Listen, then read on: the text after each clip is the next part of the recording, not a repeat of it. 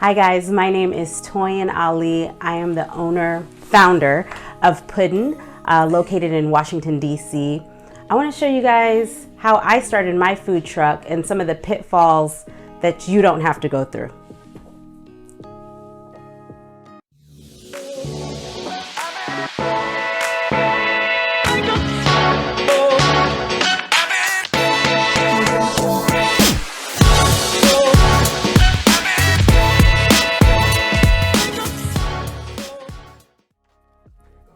Number one, what's your menu?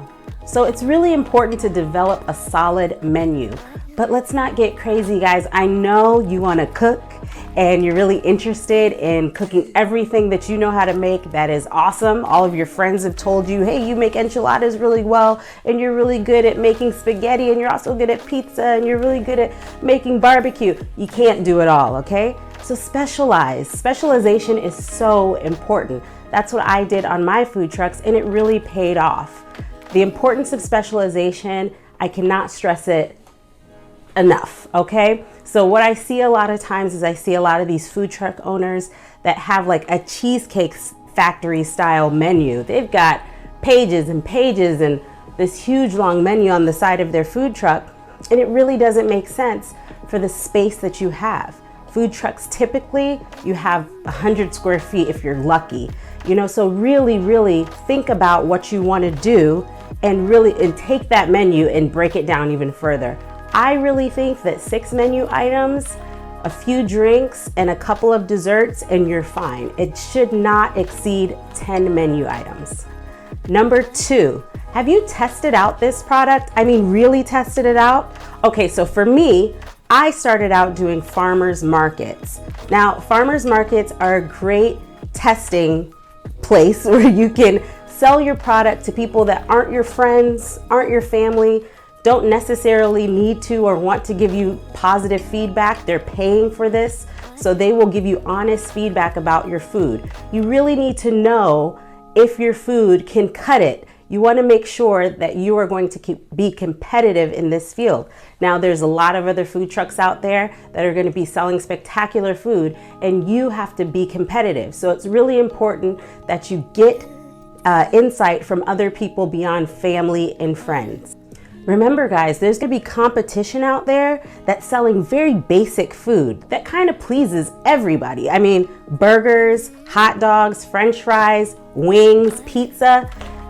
It's hard to compete with that because they're just going to Restaurant Depot or Costco or any big box store and buying things that are already tested in the market and just heating it up on their food truck and selling it. So it's really important that if you are going to come out with a unique product, make sure you test that product and it can stand up against the competition, which is sometimes just the most basic food.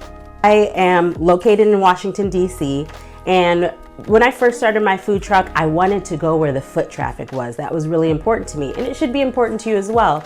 However, I went to the National Mall where there's a lot of tourists. This is where the Lincoln Memorial is, and the Washington Monument, and Congress, and the Smithsonian. And I knew I was gonna kill it because it was a beautiful day, tons of people walking by. I didn't. And the reason why I didn't is because there was a pizza truck next to me and a hot dog and fry truck next to me. And I think behind them, there was a wing truck. I didn't do well. Etouffee, shrimp and grits, red beans and rice, oyster po' boys didn't resonate with people that had small kids and just wanted to pick up something that was super simple. Tourists sometimes aren't the best customer for you. It depends on your food. So you really have to do your market research and know what the best audience is for you. For me, it's Washingtonians, it's people on the northeast side and southeast and northwest, but not necessarily the tourist destinations.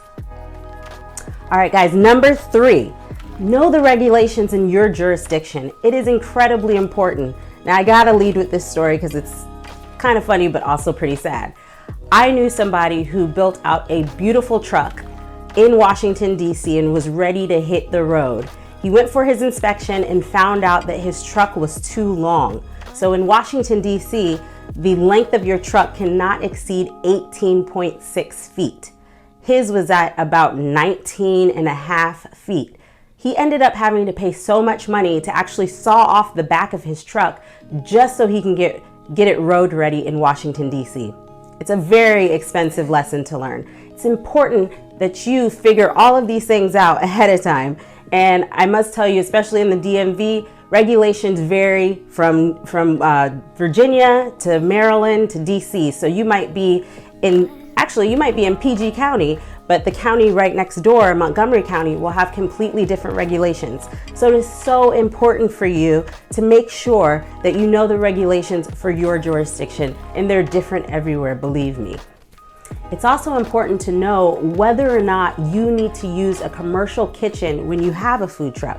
For example, in Washington, D.C., they require that you have a food truck depot. What that means is that you have to have a commercial kitchen that your food truck is licensed through, where you wash all of your dishes, where you prepare a lot of your food, that is Department of Health certified as well.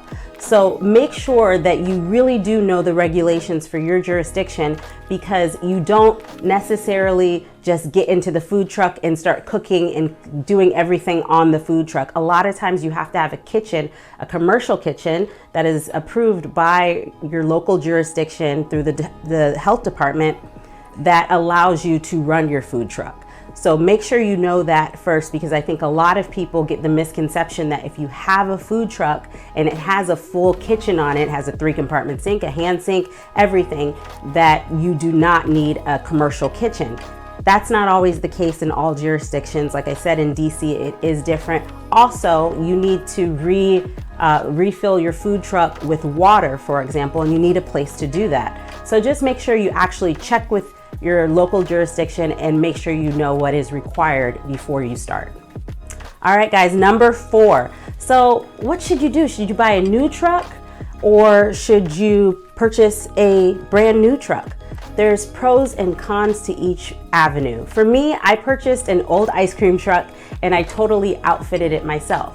Now, it made sense for my situation because I wanted a low cost investment into this market. So it took me a while to get my food truck on the road.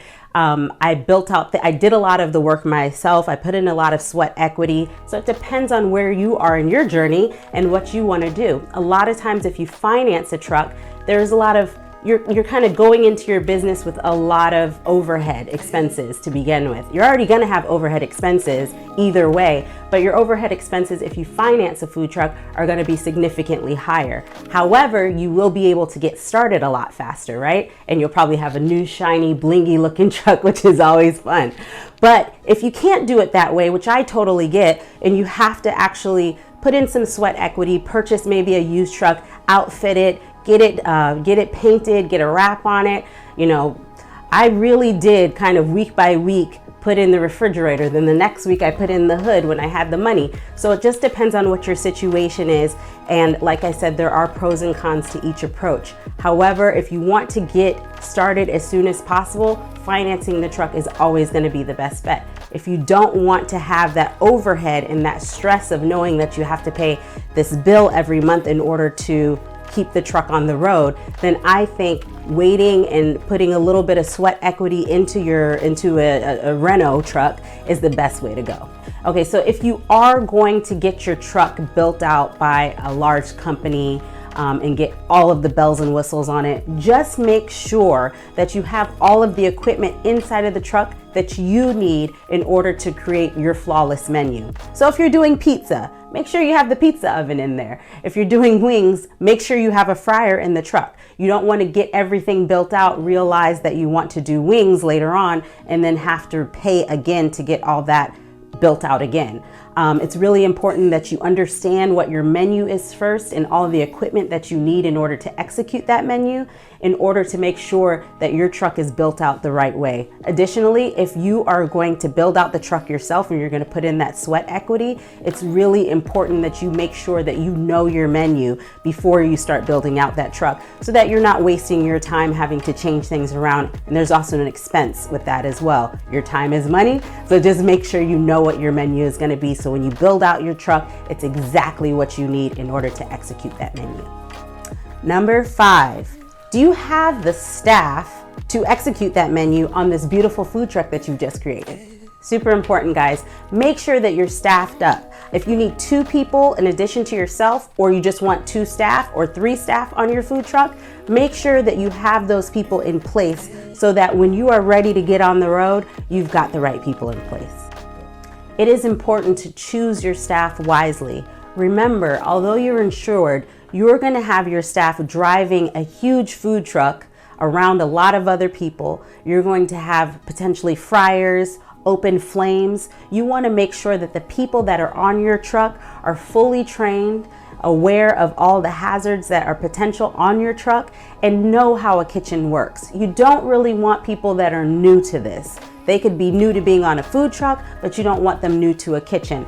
Get trained, skilled staff that have a background in food. If somebody crashes your truck, there goes everything. So make sure you have people that have really good driving backgrounds, clean driving records. It is so important. All right, guys, number 6. Really important to know your operations. What I mean by this is really important to know what your day is gonna look like when you finally get on this truck with your employees. So what time are you guys gonna arrive at your kitchen? What time are you guys gonna start loading stuff onto your food truck? Where are you going? Where are you parking? Once you get there, how are you gonna tell people that you are there? What are you gonna do if you get to your location and there's no parking spots available? All right, you have to have, second and third plans for everything. Then there's the day. Are you going to be serving lunch? Are you serving dinner? Are you serving both? How long is your shift going to actually be? And then there's packing up, cleaning up. How are you securing all the items on your truck so that when you do drive, things aren't spilling all over the place? When you get back to the kitchen, who's washing the dishes? How are you unloading? Where are you putting all this stuff? I mean, it can blow your mind. There's a lot. So it's really important to know what your operations are going to be. Map it out, think about it, dream about it. Think about what your day actually looks like so that it's not a surprise to you when you actually get out there. It's really important. All right, so I've been running my truck since about 2013. I now have 2 food trucks in DC.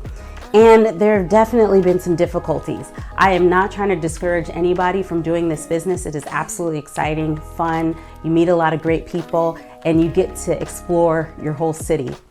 But what I will say is that be careful out there. It is hard to find spots. A lot of times food truck owners and staff get into other squabbles with other food truck owners and staff over parking spots. I mean, it really is a thing, these parking spots, and how early some people come to get these parking spots, or they're parking other vehicles in these spots so they can save them and swap out their car for their food truck. I mean, I've seen it all, guys. I've seen people arrested. I've just seen the gamut of the food truck game. And what I will say is that the most important thing is to always have a plan. Map out these locations before you get there, before you even decide you want to go there. Go to the locations, see how many food trucks arrive, see what time, see if it's actually busy. A lot of times people tell you stuff and they might just be busy at that location, but you might not.